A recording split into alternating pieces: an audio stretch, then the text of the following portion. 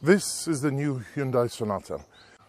It is a style-led design that's informed by the four-door coupe theme that has been popularized by cars like the Mercedes CLS and the Audi A7. It's a more dramatic, stylized design than the car that it replaces, the maybe conservative car that it replaces. It harks back to the sixth generation Sonata, which had a very bold, different, distinctive design, maybe with a bit of a marine theme to it. Hyundai's stated and maybe ambitious goal with the new Sonata is to produce what they say is the most beautiful sedan on the road. Now, whether they've achieved this or not is very much a matter of personal taste and something for posterity to inform. But what they have produced is a handsome looking car that's longer, it's shorter, and it's wider than the car that it replaces. It's built on a new platform which features repositioned strut towers somewhere around here, which allow the front wheels to be pushed further forward and to have a shorter front overhang for a sportier look, and also a longer wheelbase so that it sits on the road more handsomely, more luxuriously. At first sight, I thought the new Sonata looks somewhat like a Stingray, with its broad shoulders, creased lines, and its ridged surfacing. But on reflection, I think the Sonata more looks like a Barracuda, if we're to pursue with the marine theme. This is reflected in the fins on the rear lights, what they call the aero fins, and the sharp sills at the bottom, the arcing roofline, and most importantly, for that Barracuda look, is the big, hungry, gaping grille at the front and the protruding lower lip at the bottom. Continuing with the Sonata's sporty theme, it's got a very much driver-focused seating position, big, chunky steering wheel, push-button gearbox controls, and starter button. But the one thing with the low roofline is that it seems to have sacrificed a little bit of headroom for the driver.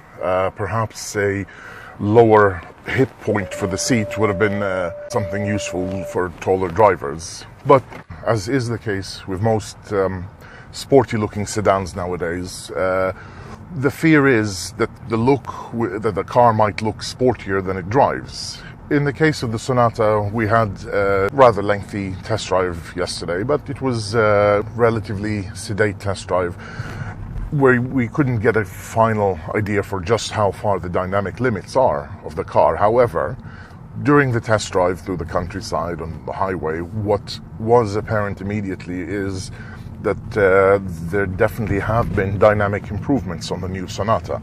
The steering wheel is still light, but it has a bit more feel, a bit more meat or heft to it than the previous model's steering wheel. The steering response is quicker as well. The body roll has been reduced. It feels a bit tauter, a bit more confident on the ground.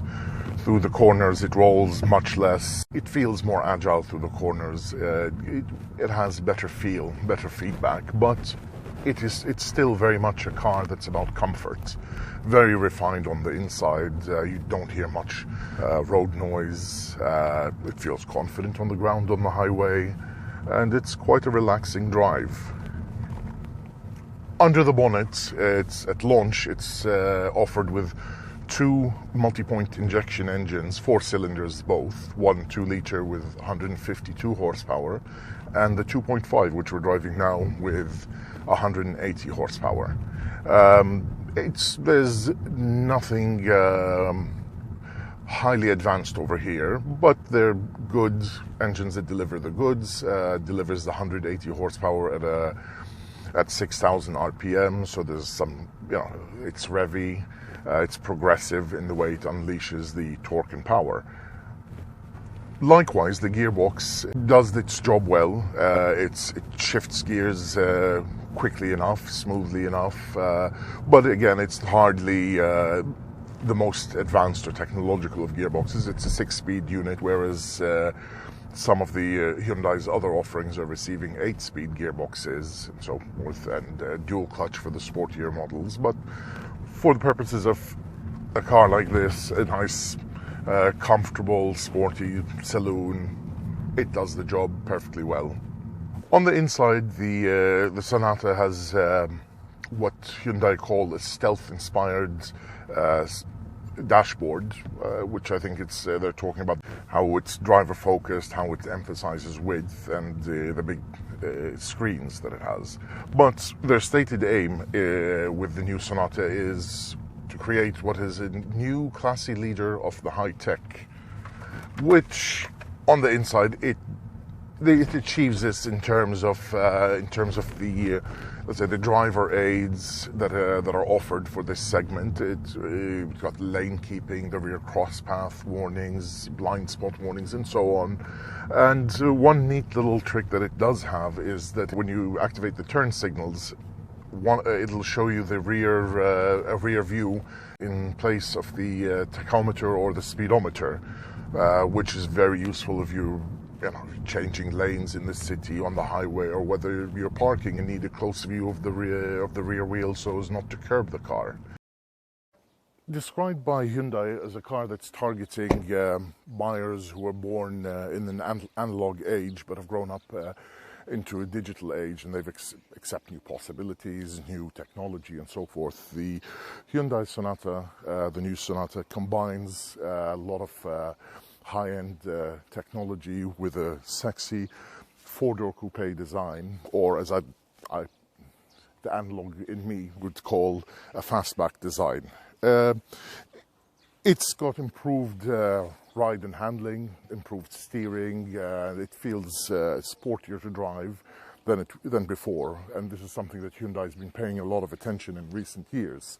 And also with the fastback design that they've adopted, the longer wheelbase is allowed for better legroom. The interior is classier, it's nicer, but there have been compromises. For example, the rear headroom is reduced, at least for tall adults. Boot space is very generous, but the opening, or the boot opening, is smaller than it used to be.